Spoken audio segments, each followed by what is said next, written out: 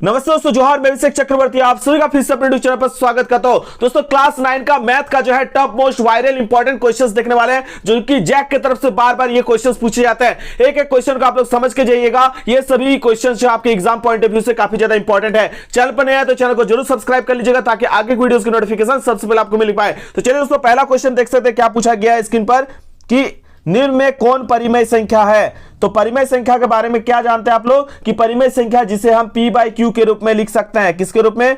p by Q के रूप में। और जहां q जो होगा वो क्या होगा? नॉट इक्वल टू जीरो, यानी हर में कभी भी शून्य नहीं आना चाहिए। हर में कभी भी शून्य नहीं आना चाहिए। तो पहला जो आप देख रहे हो ऑप्शन √3, √3 तो परिमेय संख्या नहीं होगा, क्योंकि इसका जब दशमलव प्रसार निकालिएगा तो ये क्या होगा? अनंत होगा। ये क्या होगा? अनंत होगा। तो ये परिमेय संख्या नहीं है, क्योंकि इसे हम p बाई क्यू के रूप में नहीं लिख सकते हैं। पाई का मान भी जो होता है वो अनंत होता है, तो ये भी परिमेय संख्या नहीं है। और 0/1, 0/4 जो दिया है, 0/4, क्या हम इसको p बाई क्यू के रूप में लिख सकते हैं? बिल्कुल लिख सकते हैं। तो यहां पे 0/4 जो है आपका एक परिमेय संख्या है। लेकिन हम जानते हैं किसी भी संख्या के नीचे जो है कभी भी जीरो नहीं होता है। हर में कभी भी जीरो होता है? नहीं होता है। आपका ऑलरेडी जो लिखा गया क्वेश्चन में ही जो है आपका परिमेय संख्या का आपने जो परिभाषा पढ़ा उसमें जानते हैं कि Q not equals to zero. ठीक है, हर कभी भी जीरो का बराबर नहीं होगा। तो चौथा ऑप्शन तो ऐसे गलत हो गया। तो इस तरह से हमने पता कर लिया कि ऑप्शन नंबर जो होगा आपका 3 यहां पे करेक्ट होगा। ठीक है, एकदम आराम से ध्यान से आप लोग टिक करते जाइएगा, आपका सारा जो आंसर होगा वो करेक्ट होगा। और इसके बाद बिंदास जो है क्लास 10 में धुआंधार तैयारी होगा। ठीक है, निम्न में कौन परिमेय संख्या 3 और 4 के बीच स्थित है। तो इसमें ज्यादा दिमाग लगाने की जरूरत नहीं है। इधर आप इस तरह से लिख लीजिएगा, यहां 3 और यहां 4। ठीक है, 3 के बाद अगर हम इसको दशमलव प्रसार में लिखे तो कैसे लिखिएगा? इसको लिखिएगा ना 3.1, 3.2, ऐसे करके कहां तक जाएंगे हम लोग? 9 तक। 3.9 के बाद फिर सीधा 4 आ जाएगा। अब यहां पे अगर सारे ऑप्शंस को अगर आप डिवाइड दीजिएगा, 3 और 2 को भागा दीजिएगा, 3 से 2 को भाग दीजिएगा तो कितना आएगा? 3 से 2 को भाग देके देखिएगा तो आपका आएगा 1.5। ठीक है, फिर 4/2 को भागा दीजिएगा, यहां जो दूसरा वाला ऑप्शन दिया 4/2, तो आएगा आपका 2। ठीक है, तो क्या 1.5 जो है इसके बीच है? 3 और 4 के बीच नहीं है ना। 1.5 सीधा 3 के बाद 3.1 स्टार्ट हो रहा है, 3.2, 3.4, ऐसे कहां तक जा रहा है? 3.9 तक जा रहा है। तो इसके बीच ना तो 1.5 है और ना ही आपका 2 है। चलिए यहां पे तीसरा ऑप्शन को देखते हैं। तीसरा ऑप्शन को अगर डिवाइड दीजिएगा तो आपका निकलेगा 0.5। क्या निकलेगा? भागा दीजिएगा तो 0.5। तो 0.5 भी तो नहीं होगा, 3 और 4 के बीच है क्या? नहीं है ना। लेकिन यहां पे 7 और 2 को भागा देके देखिए, 7 से 2 को भागा दीजिए, के बार में 2 का पहाड़ा में 3 बार में 6। ठीक है, अब यहां पे क्या देंगे? दशमलव देंगे, तो यहां पे क्या आ जाएगा? 1 आएगा।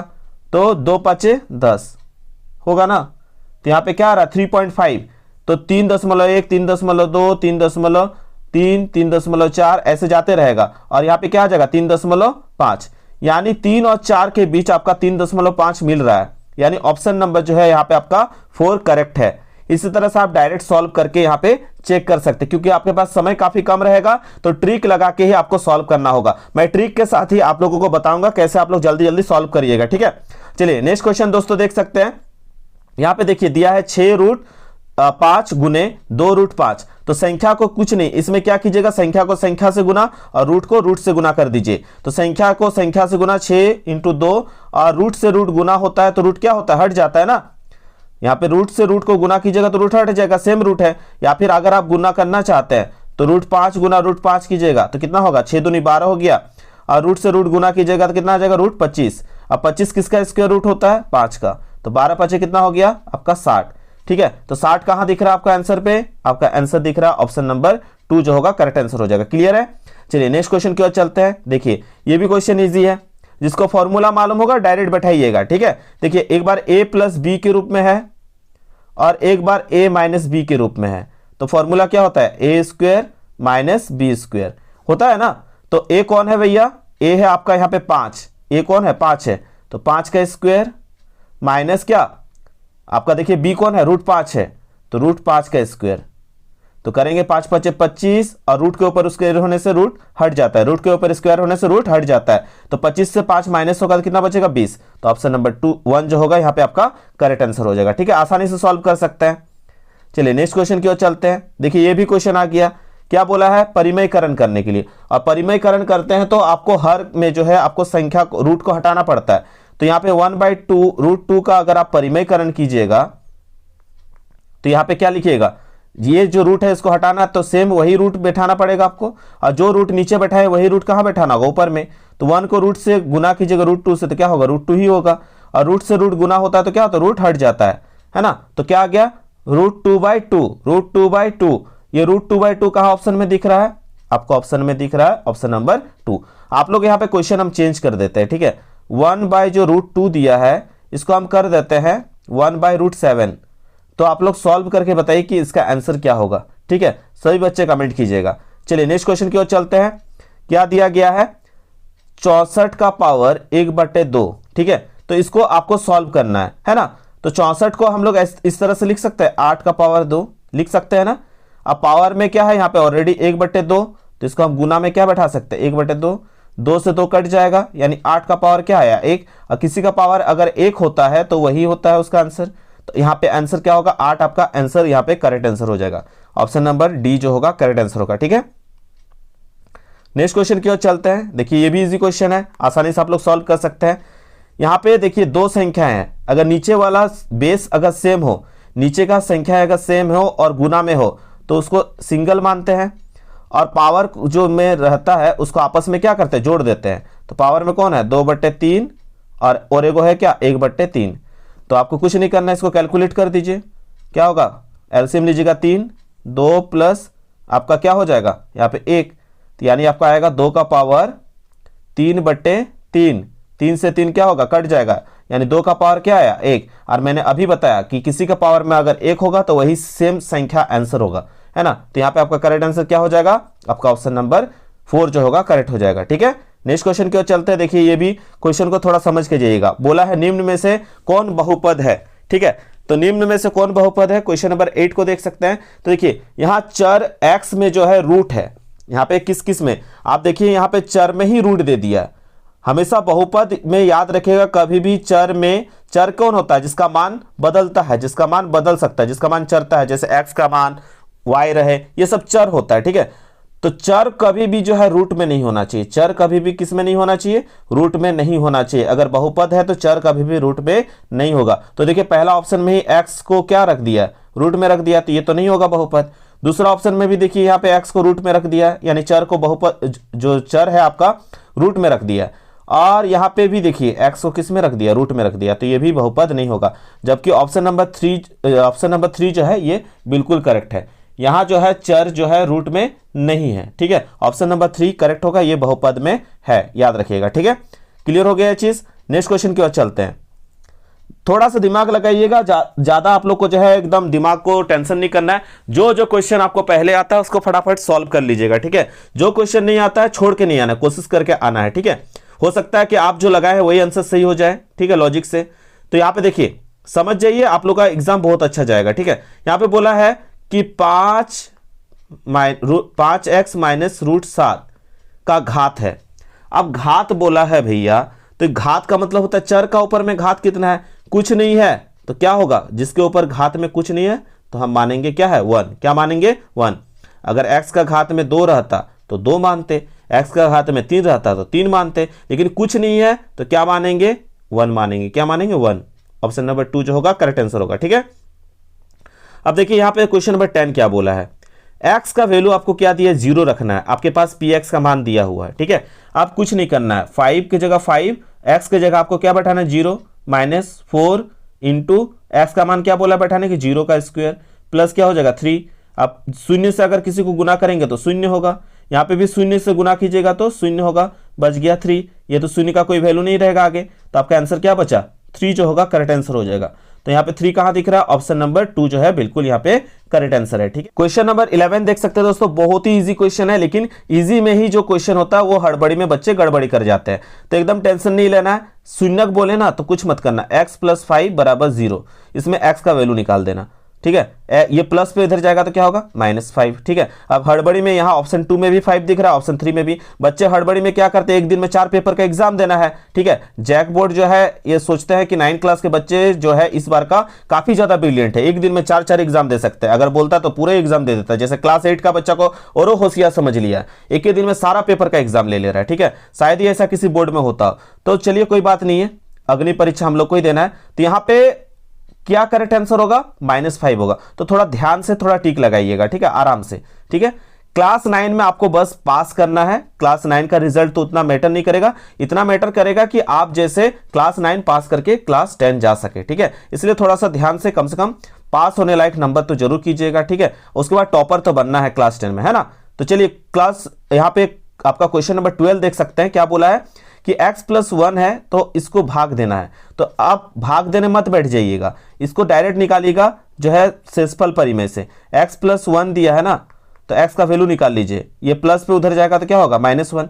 यानी जहां x होगा वहां क्या बैठाएंगे, -1 बैठाएंगे। क्लियर हो गया इस चीज को। जो भी यहाँ पे वैल्यू देकर भाग देने बोलेगा तो आप उसका x का मान निकाल लीजिएगा। ठीक है, तो यहाँ पे हमने निकाल लिया -1। यानी अब जो ये इक्वेशन दिया है इसमें हम क्या बैठा देंगे, x का मान -1। तो x का मान क्या, -1। फिर यहाँ 3 गुना x का मान क्या था, -1 का स्क्वायर हो जाएगा। फिर यहाँ -1 है, अब -1 का -1, ठीक है, +3। यहाँ पे माइनस के ऊपर स्क्वायर होने से क्या होता है, हट जाता है ना। अब यहाँ क्या होगा, -1 + 3 -1, माइनस माइनस क्या होता है, प्लस होता है, तो -2 हो जाएगा +3। अब 2 से 3 को घटाइएगा तो क्या होगा, 1 होगा ना। अब बड़का नंबर कौन सा है, 3 है, 3 प्लस पे है तो आंसर किस पे होगा, प्लस में आएगा। ठीक है, 1 जो होगा करेक्ट आंसर होगा। तो यहाँ पे option number 2 is the correct answer. ठीक है, क्लियर हो गया। नेक्स्ट क्वेश्चन की ओर चलते हैं फटाक से, क्वेश्चन नंबर 13। आप देखिए यहाँ पे थोड़ा गुणनखंड वाला आ गया है ना क्वेश्चन। ये क्वेश्चन थोड़ा डीपली समझने वाला है, लेकिन जो बच्चे जानते हैं उनके लिए आसानी है। ऐसे क्वेश्चन आएगा गुणनखंड के लिए, कुछ मत कीजिएगा, जो आगे वाला नंबर है उसको वही रहने दीजिएगा और जो लास्ट वाला नंबर है उसको वही रहने दीजिएगा। ठीक है, आप दोनों में नंबर देखिएगा, आपको क्या करना है, इसको मानिएगा फर्स्ट वाला को और लास्ट वाला को क्या कीजिएगा, गुना कर दीजिएगा आपस में। ठीक है, तो यहाँ पे फर्स्ट और लास्ट को सेम रहने देते हैं। 12x² + 1 लिख दिए हम यहाँ पे। अब फर्स्ट और लास्ट को आपस में क्या कीजिए, गुना कीजिए, तो कितना होगा, 12 होगा। ठीक है, अब बीच का नंबर क्या है, तो सर बीच का नंबर को क्या करें, आपको ऐसा नंबर लेना है कि जिसको गुना, ऐसा 2 नंबर सिलेक्ट करना है जिसको गुना करने से क्या आ जाए, 12 आ जाए। और वही 2 नंबर जिसको लेकर आपने गुना करके निकाला 12, वही 2 नंबर ऐसा होना चाहिए जिसको जोड़ने या घटाने पर कितना आ जाए, 7 आ जाए, बीच वाला नंबर आ जाए। अब ऐसा नंबर कौन सा होगा, तो आप जानते हैं 3 × 4 = 12। तो देखिए 3 × 4 = 12, 3 और 4 ऐसा नंबर है जिसको गुना करने से 12 भी आता है और जिसको जोड़ेंगे तो क्या आएगा, 7 भी आएगा। लेकिन आपको 7 प्लस पे नहीं लाना है, किस में लाना है, माइनस पे। तो आपको क्या करना होगा, 3 को भी माइनस में लेना होगा, 4 को भी, -3x -4x करना होगा। तो यहाँ पे आपको लिखना होगा -3x और -4x। क्लियर हो गया चीज। पहला और बाद लास्ट वाला के साथ कोई भी छेड़खानी मत कीजिएगा। ठीक है, मछली खाया ना आप लोग, ठीक है, तो मछली में क्या करते हैं, घर में जब मछली आता है तो आगे बढ़ जाता है, मूड़ी और पूछी जो होता है आगे बढ़ जाता है कि मूड़ी मेरा है और पूछी मेरा है। ठीक है, आगे बढ़ जाता है, लेकिन बीच वाला जो पीस होता है वो बाद में लोगों को, बच्चों को बांटा जाता है ना। तो मूड और पूछ के साथ कोई छेड़छाड़ नहीं करना भैया। ठीक है, तो मूड और पूछ के साथ हम लोग कुछ नहीं किए, लेकिन किसको बांटे हम लोग, बीच की संख्या को। गुणनखंड में किसको बांटते हैं, बीच की संख्या को। अब यहाँ पे क्या करना है, कॉमन लेना है। क्या करना, कॉमन। तो कॉमन ले सकते हैं हम लोग 2 संख्याओं का। 12 और 3 का कॉमन क्या होगा, देखिए 3 का पहाड़ा में 12 भी आता है, 3 भी आता है, और दोनों में x है तो निकाल सकते हैं x को। 3 का पहाड़ा में 12 के बार में 3 × 4 = 12 है ना। 2 x था तो 1 बाहर निकाल दिए तो 1 बचेगा, और 3x का 3x गोटे बाहर निकाल दिए तो खाली क्या हो जाएगा, -1 हो जाएगा। और जो संख्या यहाँ लिखे हैं ब्रैकेट में वही सेम संख्या यहाँ भी आपको लिखना है, 4x - 1। अब आपको सोचना है कि हम क्या ऐसा संख्या बैठाएं कि मेरा जो है ये वाला आंसर आ जाए इधर वाला कॉमन में। ठीक है, तो ऐसा कौन सा संख्या हो सकता है, देखिए 4 को माइनस में बदलना है और -1 को किस में बदलना है, प्लस में बदलना है। तो ऐसा कौन सा संख्या हो सकता है, -1। -1 को अगर इससे गुना कीजिएगा तो क्या हो जाएगा, आपका हो जाएगा -4x और माइनस माइनस गुना होकर प्लस हो जाएगा। अब कुछ नहीं करना है, जो ब्रैकेट वाला है उसको पहले लिखिए, जो ब्रैकेट वाला है उसको पहले लिखना है। 4x - 1 हो गया, और जो ब्रैकेट के बाहर है, ब्रैकेट के बाहर कौन है, 3x और -1, तो 3x - 1। ठीक है, तो 4x माइनस वन और 3x माइनस वन आपको कहां ऑप्शन में दिख रहा है? ऑप्शन नंबर 1 जो होगा करेक्ट आंसर होगा। ठीक है, इसको जो है आप लोग 1 से 2 बार देख लीजिएगा, क्लियर हो जाएगा। ठीक है, चलिए नेक्स्ट क्वेश्चन की ओर चलते हैं। क्लास 10 में ये रहेगा मैथ, इसलिए थोड़ा ध्यान से, अगर दिक्कत होगा तो आगे हम लोग क्लास 10 में बहुत डिटेल से एक एक चीज को पढ़ेंगे। ठीक है, अब देखिए यहाँ पे बोला है x माइनस वन दिया, हमने हमेशा सिखाया आप लोगों को कि x माइनस वन दे तो आप शून्यक निकाल लीजिए। ठीक है, क्या निकलेगा शून्यक? इसको सॉल्व करते हैं, x माइनस वन बराबर 0, तो x का वैल्यू क्या निकल जाएगा? 1। ठीक है, आपके पास जहां जहां x है वहां 1 बैठाइए, 1 का स्क्वायर, फिर x है तो 1 बैठेगा, फिर k है तो k रहने दीजिए, 1 का स्क्वायर 1 प्लस 1 प्लस k, है ना। अब k का शून्यक करना है तो यहाँ पे शून्य बैठा दीजिएगा, 1 और 1 क्या हो जाएगा? 2। अब k का शून्यक निकालना है तो k अकेले रहेगा, इधर प्लस पे ही 2, इधर जाएगा तो क्या होगा? -2। क्या आ गया? -2। तो इस तरह से हम लोगों ने निकाल लिया, इसका आंसर क्या हो जाएगा? 14 का करेक्ट होगा, ऑप्शन नंबर 4 करेक्ट हो जाएगा। क्लियर है? चलिए नेक्स्ट क्वेश्चन की ओर चलते हैं। अब आ गया निर्देशांक वाला। ठीक है टॉपिक। अब निर्देशांक में बोला मूल बिंदु, तो मूल बिंदु में जानते हैं सबसे पहले यहाँ पे x अक्ष होता है, ये y अक्ष होता है, तो मूल बिंदु में x अक्ष का भी शून्य और y अक्ष का भी शून्य, तो यहाँ पे मूल बिंदु का निर्देशांक क्या होता है? 0 0 होता है। ऑप्शन नंबर 1 जो होगा करेक्ट आंसर होगा। क्लियर हो गया सबका? यहाँ पे कोई डाउट किसी को? द कोऑर्डिनेट ऑफ ओरिजिन जो होगा आपका 0 0 होगा करेक्ट आंसर। क्लियर है? चलिए 16 नंबर थोड़ा सा समझिएगा। 16 में बोला है बिंदु 0, -5 स्थित है, तो बिंदु 0, -5 बोला है ना, तो बिंदु में अगर x का मान 0 है और y का मान कुछ दिया है तो यह किस अक्ष पर होगा? y अक्ष पर होगा। याद रखिएगा, बिंदु में अगर y अक्ष, पहला वाला को x अक्ष बोलते हैं और बाद वाला को y अक्ष, तो हमेशा याद रखिएगा ऐसा क्वेश्चन में अगर जिसका मान 0 दिया है, ठीक है, और अगला का मान गोटा दिया हुआ संख्या में, तो समझ जाइएगा वही अक्ष जो होगा उसका आंसर होगा। ठीक है, तो यहां पे आपका करेक्ट आंसर क्या होगा? बिंदु में अगर, मैंने क्या बताया याद रखिएगा, बिंदु में अगर x मान 0 है और y का मान कुछ दिया है तो किस अक्ष पर होगा? यह y अक्ष पर स्थित होगा। तो आपका ऑप्शन नंबर जो होगा यहाँ पे क्या करेक्ट हो जाएगा? y अक्ष जो होगा करेक्ट आंसर हो जाएगा। क्लियर है इस चीज का? चलिए नेक्स्ट क्वेश्चन की ओर चलते हैं। देखिए आगे जो क्वेश्चन दिया है 17 से 20। अब इसको आप लोगों को डायग्राम को देखना है और इस डायग्राम को पढ़ के आपको आंसर्स को बहुत सावधानी से देना है। ठीक है, चलिए हम लोग सॉल्व करते हैं इसको। पहला बोला है q का निर्देशांक, किसका निर्देशांक बोला है? q का।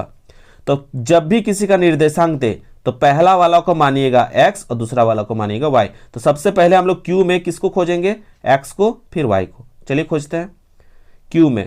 यहाँ पे q के ये वाला कौन सा है? x वाला है ना, तो q को देखिए, q का x वाला कौन है? 2, तो हमने पहले खोज लिया 2 का यहाँ पे हो गया। किसका हो गया? ये x अक्ष का निर्देशांक क्या है? q का 2 है।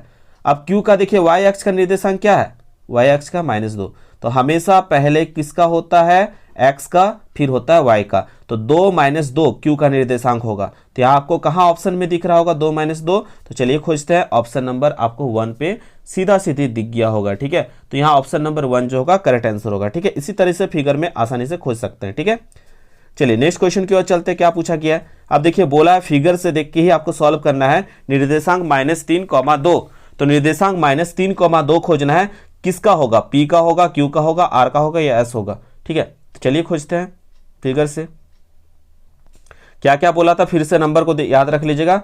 -3 होना चाहिए किसका? x का, और y का क्या होना चाहिए? 2। पहला वाला x का होता है और बाद वाला y का होता है। तो x का आपको 3 देखना है और y का 2 देखना है। x का 3 देखना है, y का 2। चलिए x का 3, y का 2, x का 3, y का 2 कहाँ दिख रहा है? देखिए क्वेश्चन नंबर यहाँ पे आपको x का 3 और y का 2 देखना है ना। तो 18 का जो आप लोग को दिखाई मिल रहा होगा, देखिए x का 3, x का कैसा 3? -3 मिल गया यहाँ पे, और y अक्ष का, इस y अक्ष का जो है आपको देखना है 2। तो देखिए यहाँ 2 मिल गया। तो ये किस बिंदु पे जाके बना रहा है ग्राफ? आपका s बिंदु पे। x का -3 बोला था और y का 2 बोला था, तो आपको वो कौन सा बिंदु पे मिला? आपको s बिंदु पे। तो आपको क्लियर हो गया, यहाँ पे s जो होगा करेक्ट आंसर होगा। s कहाँ है? Option number 4। क्लियर हो गया इस चीज का? चलिए इसके बाद दोस्तों क्वेश्चन नंबर 19 देख सकते हैं। थोड़ा सा ध्यान से सुनिएगा इस क्वेश्चन को। बिंदु P का भुज है, तो देखिए बिंदु P का भुज बोला है, तो दैट मीन्स जो है यहाँ याद रखेगा y अक्ष से किसी बिंदु की दूरी को जो है एक्स अक्ष निर्देशांक या भुज कहा जाता है। ठीक है, यानी आपको देखना होगा यहाँ पे बिंदु P का भुज। तो चलिए बिंदु P का भुज यहाँ पे चेक करते हैं। देखिए बिंदु P का भुज जो है एक्स अक्ष के निर्देशांक के पास कितना है, शून्य है। तो यहाँ आपका करेक्ट आंसर क्या होगा, शून्य जो होगा करेक्ट आंसर हो जाएगा। क्या हो जाएगा, शून्य। तो यहाँ आपका ऑप्शन नंबर 1 बिल्कुल करेक्ट है। नेक्स्ट क्वेश्चन की ओर चलते, क्या बोला गया, बिंदु R की कोटि है। तो बिंदु R की कोटि में जैसे उसमें एक्स अक्ष देखे थे, इसमें क्या देखेंगे, बिंदु R की कोटि बोला है तो किसको देखेंगे, वाई अक्ष। किसको देखेंगे हम लोग, वाई अक्ष। ठीक है, तो बिंदु R देखा है, मिला आपको R, और R में किसको देखेंगे, कोटि बोलेगा तो वाई अक्ष। तो R में वाई अक्ष का कहां टच कर रहा लाइन, -3। तो यहाँ पे आपका -3 जो होगा करेक्ट आंसर हो जाएगा। ठीक है, तो यहाँ पे चलते हैं क्वेश्चन नंबर 20 जो है, इसका करेक्ट आंसर क्या होगा, माइनस जो है आपका यहाँ पे 2 जो होगा करेक्ट, -3 जो होगा यहाँ पे आपका करेक्ट आंसर हो जाएगा। ठीक है, अभी जस्ट हम लोगों ने देखा -3 जो था R की कोटि। ठीक है, चलिए नेक्स्ट क्वेश्चन की ओर चलते हैं। आप देखिए आगे क्वेश्चन बोला है, दो चर वाले रैखिक समीकरण का मानक रूप है। तो दो चर वाले रैखिक समीकरण का मानक रूप याद रखिएगा, क्या होता है formula, ax + by + c = 0। Option number 2 जो है याद रखिएगा, ये किसका है, दो चर वाले रैखिक समीकरण का मानक रूप यही होता है। इसी से रिलेटेड आगे देखिए क्वेश्चन भी दिया। इसके बाद दोस्तों क्वेश्चन नंबर 22 देख सकते हैं, क्या पूछा गया है, समीकरण 2x + 3y = 8 की तुलना ax + by + c = 0, यानी आपका दो चर वाले रैखिक समीकरण के रूप में दिखा रहा है, जिसमें आपको a b c पता करना है। ठीक है, तो पहले तो आपको इसको सबको एक तरफ लेके आना होगा। तो यहाँ पे 2x प्लस, थोड़ा नीचे कर देते ताकि आप लोग को सहूलियत होगा। ठीक है, 2x + 3y - 8 बराबर क्या, 0। अब आसानी से आप a का मान निकाल सकते हैं। a का मान कितना आया, 2, b का मान खाली संख्या को लिखना है 3, और आपका c का मान जो हो गया, आपका c का मान कितना होगा, 8, वो भी क्या, -8। तो देखिए आपको कहाँ दिख रहा है ये ऑप्शन, 22 का जो ऑप्शन आपको दिख जा रहा है ऑप्शन नंबर 3 पे। ठीक है, a का मान देखिए 2 है, b का मान 3 है और c का मान -8 है। तो option number 3 is the correct answer. ठीक है, आसानी से निकाल लीजिएगा। इसके बाद क्वेश्चन नंबर 23 देख सकते हैं, बोला x + y = 7 का हल। तो जब भी हल बोले तो ऑप्शन से डायरेक्ट हिट कीजिएगा। ठीक है, तो ऑप्शन में हम लोगों ने देखा x + y बराबर, एक मिनट ए यहाँ पे लिख देते ठीक से। ठीक है, x + y बराबर क्या दिया है, 7। जब भी ऐसा क्वेश्चन दे तो आप कोशिश कीजिएगा दोनों तरफ, हल का मतलब होता है दोनों तरफ बराबर आना चाहिए। ठीक है, यानी इधर वाला मान और इधर वाला मान LHS बराबर RHS होना चाहिए। तो अगर हम बाकी ऑप्शन को छोड़ के ऑप्शन नंबर 4 को बैठा के देखें, x का मान यहाँ 3 बैठाते हैं और y का मान की जगह 4 दिया है ना, 4 बैठाते हैं, तो जोड़िए 7 बराबर क्या हो जाएगा, 7, यानी LHS बराबर RHS हो रहा है। यानी कौन सा रूल जो है इसका समीकरण को हल जो है प्रूव कर रहा है, ऑप्शन नंबर 4। तो इसी से ऑप्शन से डायरेक्ट हिट कीजिएगा। ठीक है, अब देखिए यहाँ पे बोला है 24 पे, 24 को देखिएगा x बराबर 4 और y बराबर 1।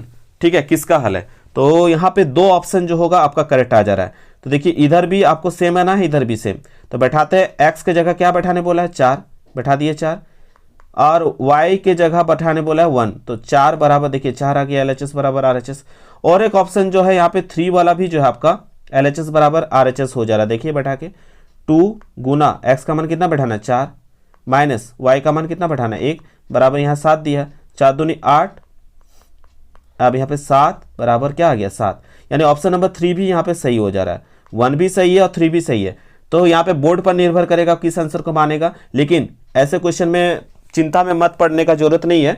जब कोई भी ऑप्शन अगर एक से ज़्यादा सही हो तो आप जो है वहाँ पे क्वेश्चन बनाने वाले की गलती है। तो जैक को जो है वहाँ पे या किसी भी बोर्ड को वहाँ पे उस आंसर को मानना पड़ेगा जिसको आपने टिक किया है। ठीक है, तो यहाँ पे आपका कोई भी दोनों में से टिक लगाइएगा तो वही सही माना जाएगा, कोई दिक्कत नहीं है इससे। ठीक है, क्वेश्चन नंबर 25 पे देखिए बोला है, निम्न में से दो चर वाले रैखिक समीकरण है। दो चर मतलब पहला x दूसरा y।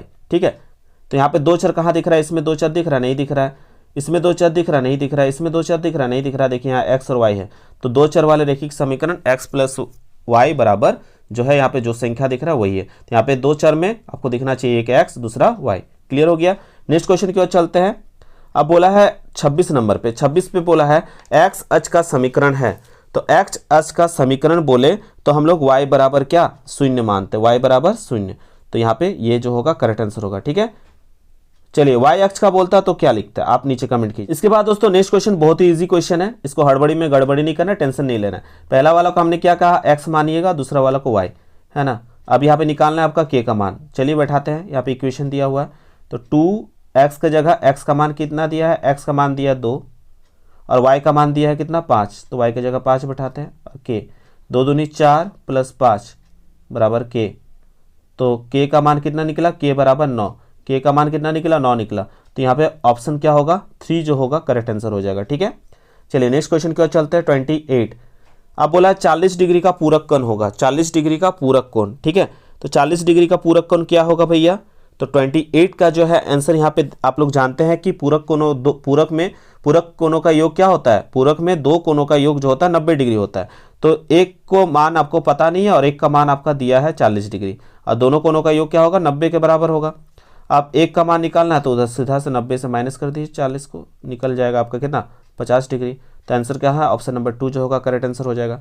ठीक है, पूरक कोण में 90 होता है और संपूरक कोण में दो कोणों का योग जो होता है 180 होता है। देखिए संपूरक कोण पूछ दिया यहाँ पे, तो इसमें कितना से माइनस करेंगे हम लोग, एक कोण दिया ना 80, तो 180 से माइनस कर देंगे एक कोण को तो और एक अगला कोण निकल जाएगा। अगला कोण कितना होगा 100 होगा। संपूरक में कितना से माइनस करेंगे आपका 180 से, तो 100 जो ऑप्शन नंबर 3 करेक्ट आंसर होगा। चलिए 30 नंबर देख लेते क्या बोला है, एक कोण की माप इसके संपूरक कोण की माप से दोगुनी है तो इसका माप क्या होगा। देखिए एक कोण x है, ठीक है, एक कोण की माप जो है इसके संपूरक कोण की माप से दोगुनी है। तो एक कोण अगर ले लेते हैं तो ऑफकोर्स है, अगर एक को पूरा दोनों कोण मिला के 180 होता है तो मान लेते हो एक कोण का मान निकल गया है, तो एक कोण जो होगा 180 से जितना माइनस अगला का वैल्यू को माइनस करेंगे तो अगला का वैल्यू निकल जाएगा। तो दैट मीन्स इस टाइप के क्वेश्चन में इक्वेशन क्या होता है, x equals to 180 minus x. अब यहाँ पे क्या करने बोला है, एक कोण जो है दूसरे कोण से कितना डिग्री है, कितना गुना अधिक है 2, तो यहाँ पे 2 गुना कर देते हैं। अब इसको सॉल्व कीजिए, x का जगह x 2 से 180 गुना करिएगा 360, 2x हो जाएगा। अब 2x और यहाँ पे x जोड़ेंगे कितना हो जाएगा 3x, 3x बराबर 360। अब यहाँ पे x का मान क्या आएगा 360 बटा 3, 360 बटा 3। अब काटिए यहाँ पे 120, क्या हो जाएगा 120 डिग्री जो होगा करेक्ट आंसर हो जाएगा। ऑप्शन नंबर यहाँ पे 3 जो होगा करेक्ट आंसर होगा 120 डिग्री। क्लियर है, चलिए नेक्स्ट क्वेश्चन की ओर चलते हैं। अब देखिए इस क्वेश्चन को देख के बच्चे हड़बड़ा जाता है, हड़बड़ी में गड़बड़ी नहीं करना है। इस क्वेश्चन को जो है आप लोग आसानी से सॉल्व कर सकते हैं। एक जो सरल रेखा के कोणों का योग क्या होता है 180 होता है, तो सरल रेखा का मान कितना होता है 180, कितना होता है 180। तो सभी कोण को जोड़ दीजिए, x प्लस 20 है, फिर अगला क्या दिया है 2x दिया है, फिर अगला दिया है x दिया है।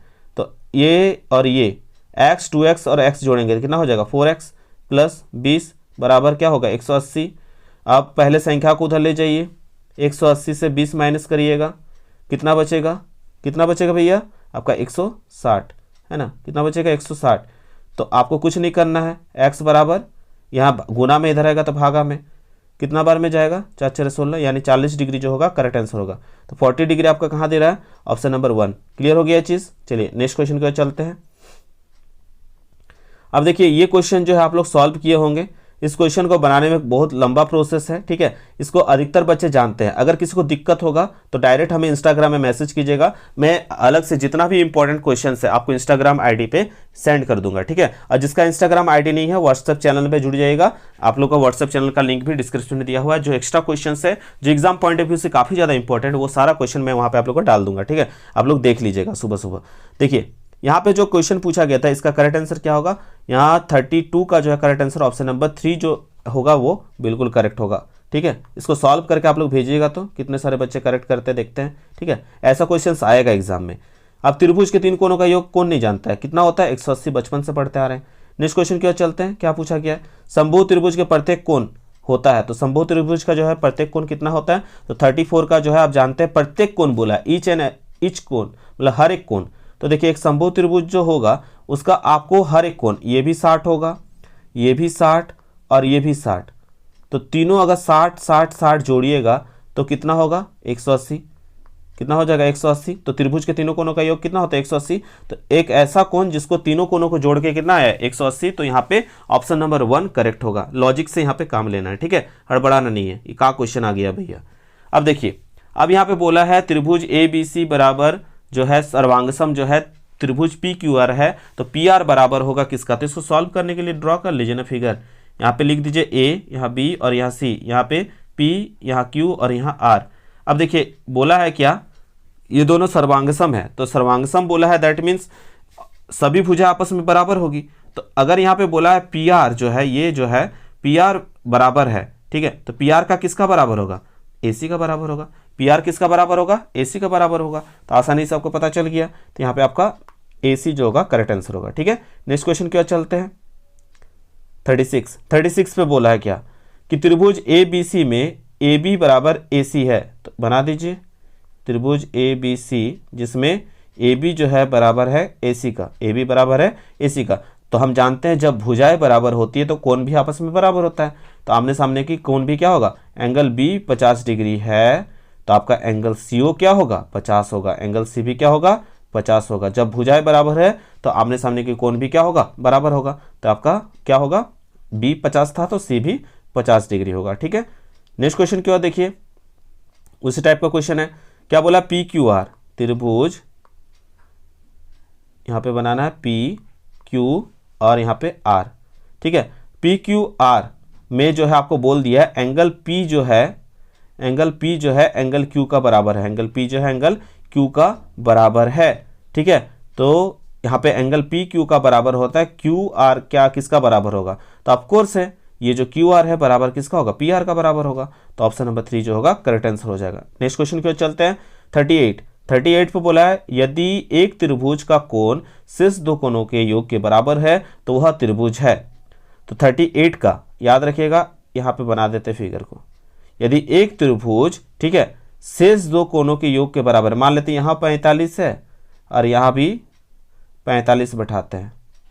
ठीक है, अब 45 जोड़िएगा तो अगला कोण का बराबर हो रहा है, दैट मीन्स क्या, कौन सा डिग्री का बात करें, 90 डिग्री। और 90 डिग्री किसका होता है, आपका समकोण त्रिभुज का। किसका होता है, समकोण त्रिभुज। तो यहाँ समकोण त्रिभुज करेक्ट आंसर होगा। ठीक है, ये आपने परिभाषा में पढ़ा था। अब देखिए आ गया यहाँ पे सर्वांग समता कसौटी। तो सर्वांग समता कसौटी जो है आप पढ़े, 3 रूल पढ़े आपने। ठीक है, क्या क्या रूल पढ़ा है, पहला पढ़ा है आपने SAS यानी साइड एंगल साइड। ठीक है, फिर भुजा कोण भुजा पढ़ा था, फिर SSS यानी भुजा भुजा भुजा, साइड साइड साइड, और एक रूल पढ़ा था एंगल साइड एंगल यानी कोण भुजा कोण। ठीक है, तो ये 3 रूल पढ़ा था और साथ में और एक रूल पढ़ा था RHS। ठीक है, अब बताइए इसमें से कोई ऑप्शन दिख रहा है आपको, यहाँ पे एक ही ऑप्शन दिख रहा है इसमें से, ये है ना, देखिए ये और ये मैच कर रहा है, यानी सर्वांग समता का कसौटी का एक ही रूल यहाँ पे दिख रहा है, बाकी सभी जो है यहाँ पे गलत है। ठीक है, इसको नोट कर लीजिएगा, जो है वीडियो में देखे उसको नोट कर लीजिएगा, कोई भी पूछ दिया जा सकता है ना। चलिए क्वेश्चन नंबर 40, क्वेश्चन नंबर 40 देख सकते हैं क्या पूछा गया, त्रिभुज ABC सर्वांगसम PQR। ठीक है, तो यहाँ पे आप लोग का यहाँ पे 2 फिगर बनाना होगा। जब दे दिया 2 फिगर का नाम तो 2 फिगर बना दीजिए। देखिए कौन कौन बच्चे जो है आगे क्लास 10 में तैयारी करना चाहते हैं एकदम बेसिक से, आप लोग नीचे कमेंट बताइएगा। ठीक है, एकदम आप लोगों का जैसे एग्जाम खत्म होता है क्लास 10 का स्टार्ट कर दिया जाएगा पढ़ाई। अब आप लोगों का जो है यहाँ पे देखिए AB जो है बराबर है किसका, PQ का। तो BC बोला है बराबर है किसका, QR का। ऑफ कोर्स है तो PR बराबर होगा। तो जब क्या बोले हैं आप लोगों को बताया ना कि जब यहाँ पे भुजाएं बराबर हो आमने सामने की तो आपका एंगल भी क्या होता है, बराबर होता है। तो यहाँ पे एंगल B बराबर क्या होगा, एंगल Q होगा। एंगल B बराबर क्या होगा, एंगल Q होगा ना। तो यहाँ पे आपका एंगल B बराबर क्या होगा, एंगल Q जो होगा बिल्कुल करेक्ट आंसर होगा। तो आप लोग बताइएगा अगर ये 40 क्वेश्चन आप लोग का आता तो आप कितना आंसर सही किए, नीचे कमेंट करके जरूर बताइएगा। जो भी कोई दिक्कत हो इंस्टाग्राम का आईडी दिया हुआ है, आप लोग जो है एक्सट्रोवर्ट ABS से सर्च कीजिएगा, हमको भेजिए, आपको हम सॉल्व करके जरूर भेजेंगे। ठीक है, समय काफ़ी कम है, जैक को थोड़ा सा चिंता करना चाहिए था कि इतना जल्दी जल्दी कैसे एग्जाम देंगे बच्चे, लेकिन कोई बात नहीं। ठीक है, आप लोगों के लिए हर टाइम अवेलेबल है, कोई दिक्कत होगी आप लोग बेझिझक हमें इंस्टाग्राम में भेज सकते हैं या टेलीग्राम में भी आप लोग हमसे संपर्क कर सकते हैं। ठीक है, आशा करते हैं दोस्तों आज का वीडियो आप लोगों को पसंद लगा हो, पसंद लगा तो बिल्कुल लाइक शेयर कमेंट करना ना भूले। मिलता है दोस्तों नए वीडियो के साथ, तब तक के लिए धन्यवाद। जय हिंद, वंदे मातरम।